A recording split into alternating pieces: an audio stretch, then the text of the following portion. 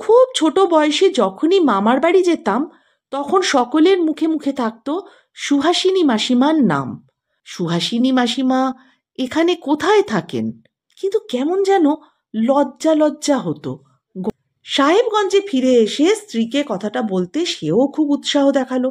বলল, চলো না, মাসিমার সঙ্গে দেখা করে সীতাকুণ্ডে স্নান করে আসা যাবে না হয়? কখনো মুঙ্গেরে তো যাইনি, ভালোই হলো। চলো চলো, এই সংক্রান্তিতেই যাই, মকর সংক্রান্তির ছুটি পাবে তো তুমি। মুণ্ডিত মস্তক, স্থূলকায়া বৃদ্ধা এক ঘটি জল হাতে সিক্ত বসনে উঠে চলে যাচ্ছে। নমস্কার, গল্প সাথে অস্মিতায় আজকের গল্প বিভূতিভূষণ বন্দ্যোপাধ্যায়ের লেখা সুহাসিনী মাসিমা। তাহলে শুরু করি। তো খুব ছোট বয়সে যখনই মামার বাড়ি যেতাম তখন সকলের মুখে মুখে থাকতো সুহাসিনী মাসিমার নাম। সুহাসিনী গ্রামের সকলের যেন চোখের মণি। সুহাসিনী মাসিমা সম্বন্ধে কথা বলার সময় সবারই, অর্থাৎ বাড়ির বুড়ি দিদিমার, গনু দিদিমার, মাসিমাদের, মায়ের, মামাদের গলার সুর যেন বদলে যেত। চোখে কীরকম একটা আলাদা ভাব দেখা যেত। আর একটা কথা, রূপের কথা উঠলে সকলেই বলতো আগে সুহাসিনী মাসিমার কথা। এমন রূপ নাকি কারও হয় না, কেউ কখনো দেখেনি। শুনে শুনে আমার মনে অত্যন্ত কৌতূহল হলো যে সুহাসিনী মাসিমাকে একবার দেখব, দেখতেই হবে। দিদিমাকে একদিন বললাম, সুহাসিনী মাসিমা এখানে কোথায় থাকেন? দিদিমা বলল, কেন রে? আমি আমি একদিন দেখতে যাব। সে তোর ওই কানাই মামার বোন, ও পাড়ার মুখুজ্জেদের দোতলা বাড়ি, পুকুর ধারে দেখিসনি? তা সুহাস তো এখন ওখানে নেই, শ্বশুর বাড়ি গিয়েছে। আমি বললাম, বিয়ে হয়ে গিয়েছে বুঝি? তা হবে না, 19-20 বছর বয়স হলো, বিয়ে তো সে কোন কালে হয়ে গেছে। সুহাসিনী মাসিমার বিয়ে হওয়ার কথাটা যেন আমার খুব একটা ভালো লাগলো না। কেন ভালো লাগলো না তা আমি কি করে বলি? আমার বয়স 9 বছর আর সুহাসিনী মাসিমার বয়স 19-20। বিয়ে হলেই বা আমার কি, আর না হলেই বা আমার কি? মামার বাড়িতে প্রতি বছর জ্যৈষ্ঠ মাসের ছুটিতে আমরা যেতাম, কিন্তু কোনোবার সুহাসিনী মাসিমার সঙ্গে আমার দেখা হয়নি। হয় হয় তিনি বৈশাখের মাঝামাঝি চলে গিয়েছেন, নয়তো তিনি আসবেন শ্রাবণ মাসে শ্বশুরবাড়ি থেকে। ফাল্গুন মাসে এসেছিলেন সুহাস, বৈশাখ মাসে চলে গেল। আজকাল থাকে ভালো জায়গায়, যেমন রং তেমনি রূপ, যেন একেবারে ফেটে পড়ছে। অন্য লোকের প্রশ্নের উত্তরে দিদিমা কিংবা আমার মাসিমারা এ ধরনের কথা বলতেন, তা আমি শুনতে পেতাম। আমি কোনো প্রশ্ন এই সম্বন্ধে বড় একটা করতাম না, অথচ ইচ্ছে হতো সুহাস মাসিমার সম্বন্ধে আরও অনেক কিছু জানবার, আরও অনেক কিছু শুনবার। কিন্তু কেমন যেন লজ্জা লজ্জা হতো, গলা থেকে কথা যেন বেরোতো না, জিজ্ঞেস করতে পারতাম না। সুহাসিনী এখানে কি করেই বা থাকবে? সুহাসিনী না হলে যে তার শ্বশুরবাড়ি একদিনও চলে না, কাজেই চলে যেতেই হয় তাকে। নইলে জ্যৈষ্ঠী মাসে আম কাঁঠাল খেয়ে যাবার তো ইচ্ছে তার নিশ্চয়ই থাকে। শাশুড়ি বলে, বৌমা এখানে না থাকলে যেন হাত পা আসে না। বৌমার মুখ সকালে উঠে না দেখলে কাজে যেন মনই বসাতে পারি না। তাই ছেলে পাঠিয়ে সে বৌমাকে নিয়ে যায়। একদিন কি হলো জানো? দুপুরবেলা সুহাসের ফিট হয়েছে শুনে তো ছুটতে গিয়ে দেখি রান্নাঘরের সামনে শানের রোয়াকে সুহাস অজ্ঞান হয়ে পড়ে রয়েছে, আর তার মাথায় জল ঢালা হচ্ছে। মাথায় এক রাশ কালো কুচকুচে ভিজে চুল, দেহ এলিয়ে পড়ে আছে। অমন রূপ কখনো দেখিনি আমি মানুষের। কি রূপ ফুটেছে সুহাসের, সত্যিই তাই। সুহাস মাসিমার রূপের ও গুণের প্রশংসায় এই গ্রামের সবাই পঞ্চমুখ। তারা জীবনে যেন এমন মেয়ে আর চোখে দেখেনি। ওদের মুখে মুখে সুহাসিনী মাসিমাও আমার মনে অত্যন্ত বেড়েই চলল। কল্পনায় চোখের দেখায় নয়, সবটাই চিন্তায় আর স্বপ্নে। অল্প বয়সে যখন মনের আকাশ একেবারে শূন্য, তখন লোকের মুখে শুনে শুনে ধীরে ধীরে একটি আদর্শ নারী মূর্তি আমার মনে গড়ে উঠেছিল। বহুকাল পর্যন্ত এই মানসী নারী প্রতিমার কোষ্ঠী পাথরে বাস্তব জীবনে দৃষ্ট সমস্ত নারীর রূপ ও গুণ যাচাই করে নিতাম। অনেকটা নিজের অজ্ঞাতসারেই বোধ হয়। সে মানসী প্রতিমা ও আদর্শ নারী ছিলেন সুহাসিনী মাসিমা, যাকে কখনো চোখেই দেখলুম না তেমনভাবে। তখন কলেজে পড়ি, কি একটা ছুটিতে মামার বাড়ি গিয়েছি। তখন অনেকটা গম্ভীর হয়ে পড়েছি আগেকার চেয়ে, এবং রান্নাঘরের কোণে বসে দিদিমা ও মাসিমাদের মুখে মেয়েলি গল্প শোনার চেয়ে চণ্ডী মণ্ডপে মেজ দাদু ও মামাদের সঙ্গে জার্মান যুদ্ধের আলোচনা, এর মডার্ন ইউরোপের ঐতিহাসিক জ্ঞান সগর্বে প্রদর্শন করার ঝোঁক তখন অনেক বেশি। সকালবেলা আমি সমবেত 2-5 জন লোকের সামনে বিসমার্কের রাজনীতি ও জীবনী এসব নিয়েই সোৎসাহে বর্ণনা করছি। এমন সময় ও পাড়ার কানাই মামা, সুহাসিনী মাসিমার যে ছোট ভাই হয়, এসে সেখানে দাঁড়ালো। মেজদাদু জিজ্ঞেস করলেন, কি কানাই, কবে এলে কলকাতা থেকে? কানাই বললে, আজই এলুম কাকাবাবু। দিদি আজ ওবেলার ট্রেনে আসবে কি না? দাদাবাবু 15 দিনের ছুটি নিয়ে আসবেন, তাই আমি সকালের গাড়িতে চলে এলুম। স্টেশনে গাড়ি পাঠানোর ব্যবস্থা করতে হবে তো। শুনে মনে কেমন একটা আনন্দ ও উত্তেজনা অনুভব করলাম। সুহাসিনী মাসিমা আসবে আজ? দেখবো দেখবো তো আজকে তাহলে সুহাসিনী মাসিমাকে। এতকাল পরে সুহাসিনী মাসিমার সঙ্গে চাক্ষুষ দেখা হবে। আমার মনে সেই মানসী প্রতিমা সুহাসিনী মাসিমা। তারপর আবার নিজেই আশ্চর্য হয়ে গেলুম নিজের মনের ভাবে। আসেন, আসুন না। আর আসবেন আসবেন, না আসবেন না আসবেন, আমার কি তাতে? অথচ সন্ধেবেলার দিকে কাঁটাতলায় পায়চারি করছিলুম, বোধহয় কিছু উৎসুকভাবেই। এই পথ দিয়েই তো সুহাসিনী মাসিমার গরুর গাড়ি স্টেশন থেকে আসবে। এটাই তো একমাত্র পথ। সন্ধ্যার কিছু আগে গরুর গাড়ি স্টেশন থেকে ফিরে এলো। কানাই মামার ছোট ভাই বীরু তাতে বসে। জিজ্ঞেস করলাম, কোথায় গিয়েছিলি রে বীরু? গাড়ি গিয়েছিল কোথায়? বীরু বলল, স্টেশনে।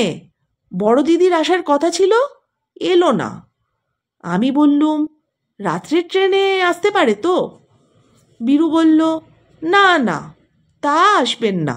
অন্ধকার রাত, মেঠো পথ দিয়ে আসা, রাত্রের গাড়িতে কখনোই আসবে না, কথাই আছে। গাড়ি চলে গেল। জীবনের গত 10 বছরের মধ্যে তখন আমার বয়স ছিল 9, এখন 19। এই প্রথমবার সুহাসিনী মাসিকে দেখবার সুযোগ ঘটবার উপক্রম হয়েছিল, কিন্তু উপক্রম হয়েই থেমে থাকলো, তার ঘটল না। সেদিন কেন, তার প্রায় 1 মাস সেখানে ছিলাম আমি। সুহাসিনী মাসিমা তার মধ্যেও আর এলেন না। কলেজ থেকে বার হয়ে ক্রমে চাকরিতে ঢুকে পড়লাম। বয়স হয়েছে 24, 16 বছর কেটে গিয়েছে ছোটবেলার সেই মামার বাড়ির দিনগুলো থেকে। দিদিমা আর বেঁচে নেই। মামার বাড়ি যাওয়া আগের থেকে অনেক কমে গিয়েছে। সুহাসিনী মাসিমার কথা শুনতে পাই কেবল আমার মাসিমাদের মুখে, তাও তত বেশি করে নয়, বা তত ঘন ঘনও নয়। বাল্যকালে যেমন দিদিমার মুখ থেকে শুনতুম। কিন্তু তা বলে সুহাসিনী মাসিমা কি আমার মনে ছোট হয়ে গিয়েছিলেন? আশ্চর্যের বিষয়, তা কিন্তু মোটেও নয়। বাল্যের সে মানসী প্রতিমা যেমন তেমনই ছিল, তার রূপের কোথাও এতটুকু ম্লান হয়নি। বন্ধুবান্ধবদের বিয়েতে নিমন্ত্রিত হয়ে গিয়ে কত নববধূকে সেই মানসী প্রতিমার কোষ্ঠী পাথরে আমি যাচাই করতে গিয়ে তাদের প্রতি অবিচার করেছি। বয়স যখন আমার 30-32, তখন কলকাতায় এসে থাকতে হলো কার্য উপলক্ষে।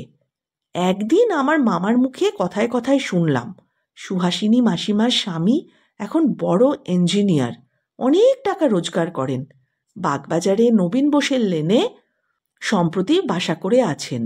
এমনকি মামা বললেন, যাবি নাকি একদিন? সুহাস দিদির সঙ্গে আমারও অনেক দিন দেখা হয়নি। তুই কখনো দেখেছিস কি? চল না, কাল যাওয়া যাক। ঠিকানাটা আমার ডায়েরিতে লেখাই আছে। পরদিন আমার কি একটা গুরুতর কাজ ছিল, তাতেই আর যাওয়া হলো না। মামাও তার সেই সম্বন্ধে কোনো উত্থাপন করলেন না। আমি ইচ্ছে করে একাই যেতে পারতাম। মামা ঠিকানাটা আমায় বলেছিলেন তারপর, কিন্তু তারা আমাকে কেউ চেনে না। এই অবস্থায় যেচে কি সেখানে যাওয়া যায়? আরও বছর দুই গেল। আমার বয়স 34। সংসারী মানুষ, ছেলেপুলে হয়ে পড়েছে অনেকগুলি। পশ্চিমের কর্মস্থান থেকে দেশে ঘন ঘন আসা ঘটে না। এ সময় একবার মামার বাড়ির গ্রামের কানাই মামার সঙ্গে জামালপুর স্টেশনে দেখা। কানাই আমার বাল্যবন্ধু এবং সুহাসিনী মাসিমার ছোট ভাই। কি হে, কানাই মামা যে, এখানে কোথায়? আরে শচীন যে, তুমি কোথায়? আমি এখানে আছি বছর খানেক, ওয়ার্কশপে কাজ করি যে। আমি বললাম, বেশ বেশ, বাসা করে মেয়ে ছেলে নিয়ে আছো বুঝি? হ্যাঁ, কানাই মামা বলল, না গো, দিদি মুঙ্গেরে রয়েছে কি না, জামাইবাবুর শরীর খারাপ, চেঞ্জে এসেছে, সেখান থেকেই যাতায়াত করি। এসো না একদিন বেলুন বাজারে, গঙ্গার কাছেই। কবে আসবে বলো? আমি থাকি তখন সাহেবগঞ্জে। সর্বদা মুঙ্গেরের দিকে যাওয়া ঘটে না, তবু কানাই মামার কাছে কথা দিলাম একদিন সুহাসিনী মাসিমার বাসাতে আমি যাব মুঙ্গেরে। সেটা কর্তব্যও তো বটে। দেশের লোক অসুস্থ হয়ে রয়েছে দূর দেশে, আমরা এখন এদেশ প্রবাসী, যাওয়া বা দেখাশোনা করা তো উচিত। সাহেবগঞ্জে ফিরে এসে স্ত্রীকে কথাটা বলতে সেও খুব উৎসাহ দেখালো। বলল, চলো না, মাসিমার সঙ্গে দেখা করে সীতাকুণ্ডে স্নান করে আসা যাবে না হয়? কখনো মুঙ্গেরে তো যাইনি, ভালোই হলো। চলো চলো, এই সংক্রান্তিতেই যাই, মকর সংক্রান্তির ছুটি পাবে তো তুমি। এ কথা তো ঠিক। দীর্ঘ ২৬ বছর পরে সুহাসিনী মাসিমাকে দেখার সে বাল্য ও প্রথম যৌবন দিনের আগ্রহ আমার আর অতটা না থাকলেও, তবু কৌতূহল ও মনের পুরনো অভ্যেসের বশে একদিন মুঙ্গেরে গিয়ে ওর সঙ্গে দেখা করার সংকল্প আমি করেই ফেললাম। কিন্তু পুনরায় বাধা পড়ল। পৌষ মাসের শেষের দিকে সাহেবগঞ্জে ভীষণ কলেরার প্রাদুর্ভাব হলো। আমি ছুটি নিয়ে সপরিবার দেশে পালালাম। দিন 19-20 পর যখন ফিরলুম, তখন মকর সংক্রান্তি পার হয়ে গিয়েছে। মুঙ্গেরে যাওয়ার কথাও চাপা পড়ে গেল।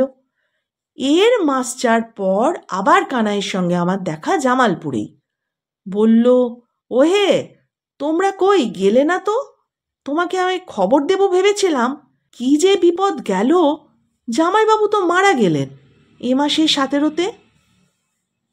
সুহাসিনী সুহাসিনী মাসিমা বিধবা হলেন? আমি অবাক হলাম। বললুম, ওরা কি এখনো এখানে আছে? মামা বলল, না না, দেওর এসে নিয়ে গেল শ্বশুরবাড়ি। মস্ত ডাক্তার তো দেওর, অ্যাসিস্ট্যান্ট সার্জেন, গভর্নমেন্টে সার্ভিস করে, জামাইবাবুর চেয়ে অনেক ছোট। তারপর একদিন আমার মাসিমা কাশি থেকে এলেন। বাল্যকালের সে দিনটি থেকে কতকাল চলে গিয়েছিল। যে মাসিমা তখন ছিলেন তরুণী, তিনি এখন কাশীবাসিনী। আমারও বয়স 39।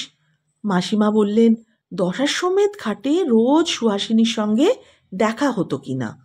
চমৎকার মেয়ে সুহাসিনী দিদি, ওর সঙ্গে মিশে সময় যে কোথা দিয়ে কেটে যেত। মস্ত বড় সাধুর কাছে দীক্ষা নিয়েছে, কি সুন্দর গীতার ব্যাখ্যা করে। ওর মুখে গীতা পাঠ শুনতে শুনতে রাত যে কখন সকাল হয়ে যায় বোঝাই যায় না। আহা হা হা, কি মেয়ে সুহাসিনী দিদি! বহুকাল পরে সুহাসিনী মাসিমার আবার উচ্ছ্বসিত প্রশংসা শুনলাম।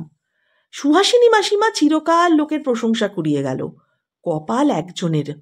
আমার ঠোঁটের আগায় এ প্রশ্ন কতবার এলো, সুহাসিনী মাসিমা আজকাল দেখতে কেমন? বহুকাল তার রূপের প্রশংসা কারো কাছে শুনিনি। কিন্তু আমার মনে সেই বাল্যকালে গড়া মানসী রূপসী সমানই ছিলেন। বাল্যে তিনি ছিলেন শুধু রূপবতী, এখন রূপের সঙ্গে যোগ হলো আধ্যাত্মিকতা। সুহাসিনী মাসিমা একেবারে দেবী হয়ে উঠলেন আমার মনে। আরও একটাও মনে রাখতে হবে, দেবীদের মধ্যে সবাই তরুণী, বৃদ্ধা দেবী কিন্তু কেউ নেই। পরের বছরই আমার চাকরির কাজে আমায় কাশী যেতে হলো। 3-4 দিনের জন্য। আমার বয়স তখন 40। মাসিমা যে বাড়িটাতে থাকতেন সেখানে মামার বাড়ির গ্রামের আরেকজন বৃদ্ধা থাকতেন। তার নাম তারকের মা। তিনি যাতে কৈবর্ত। তার ছেলে তারকের নৈহাটিতে বড় দোকান আছে। আমার উপর ভার পড়ল তারকের মায়ের কাছ থেকে মাসিমার একটা হাত বাক্স নিয়ে দেশে পাঠাতে হবে। বেলা 10টা। মন্দিরাদি দর্শন করার পর দশাশ্বমেধ ঘাটে স্নান করতে নামছি। সঙ্গে আছে তারকের মা। তারকের মা স্নানার্থীদের ভিড়ের মধ্যে কাকে যেন সম্বোধন করে বলে উঠলেন, দিদি ঠাকুরুনের রাজ্যে সকাল সকাল হয়ে গেল। যাকে উদ্দেশ্য করে বলা গেল তিনি কি উত্তর দিলেন আমি ভালো করে শোনার আগেই তারকের মা আমার দিকে চেয়ে বলল, চিনতে পারলে না শচীন? আমাদের গাঁয়ের কানাইয়ের দিদি যে, সুহাসিনী। চেনো? চেনো না? বোধহয় একটু অন্যমনস্ক ছিলাম। কথাটা কানে যেতেই চমকে উঠে দেখি একজন মুণ্ডিত মস্তক স্থূলকায়া বৃদ্ধা 1 ঘটি জল হাতে সিক্ত বসনে উঠে চলে যাচ্ছে। ফর্সা রং জ্বলে গেলে যেমন হয় না, গায়ের রংটা ঠিক তেমন। মুখের চামড়া কুঁচকে গিয়েছে। নিতান্ত নির্বোধ নিরীহ পাড়াগাঁয়ের বুড়িদের মতো মুখের চোখের ভাব। এই সেই সুহাসিনী মাসিমা? আমি কি আশা করেছিলুম এই এই সেই মাসিমা? এই সুদীর্ঘ 30 বছর পরেও সুহাসিনী মাসিমাকে রূপসী যুবতী দেখতে পাবো? তবে কেন যে ভীষণ আশ্চর্য হয়ে গেলুম, কেন যে মন হঠাৎ ভারাক্রান্ত হয়ে উঠল, কে জানে। বড় ক্লান্ত বোধ করলুম, ভীষণ ক্লান্ত ও নিরুৎসাহ। ভাবলুম কাশির কাজ তো মিটে গিয়েছে, মাসিমার বাক্সটা নিয়ে ওবেলা ট্রেনেই না হয় চলে যাব। থেকে মিছিমিছি আর সময় নষ্ট করে কি লাভ। সুহাসিনী মাসিমা শেষ হলো বিভূতিভূষণ বন্দ্যোপাধ্যায়ের লেখা ছোট গল্পটি। কেমন লাগলো আপনাদের? ভালো লাগলে অবশ্যই জানিয়ে যাবেন। আমি অধীর আগ্রহে অপেক্ষা করে থাকব। আর গল্প সাথে অস্মিতাকে অবশ্যই পাশে রাখার একান্ত অনুরোধ রইল। পাশে থাকবেন তো? নমস্কার।